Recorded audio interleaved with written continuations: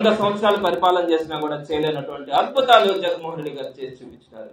ఆర్టీసీని ప్రైవేటైజ్ చేసి ఉద్యోగస్తులను కాపాడడంలో కానీ, ఎయిడెడ్ వ్యవస్థని గవర్నమెంట్ లో తీసుకోవడం కానీ, వైద్య విధాన పరిషత్ సంబంధించి వాళ్ళందరినీ 10,000 చిల్లర మందిని వాళ్ళని గవర్నమెంట్ లోకి తీసుకోవడం సంబంధించి, హెల్త్ డిపార్ట్మెంట్ లో ఎప్పుడు లేనట్టుగా 53,000 కొత్త ఉద్యోగాలు ఇచ్చినటువంటి ఘనత కానీ, అవుట్ సోర్సింగ్ ఉద్యోగులకి అవకాశం తీసుకురావడం కానీ, 15 సంవత్సరాల్లో ఎప్పుడూ లేనట్టుగా VROలుగా ప్రమోషన్స్ ఇచ్చినటువంటిది కానీ, అలానే VROలకు కూడా సీనియర్ అసిస్టెంట్ గా ప్రమోషన్స్ ఇచ్చింది ఎప్పుడూ లేనట్టుగా జగన్మోహన్ రెడ్డి గారే ఇచ్చినారు.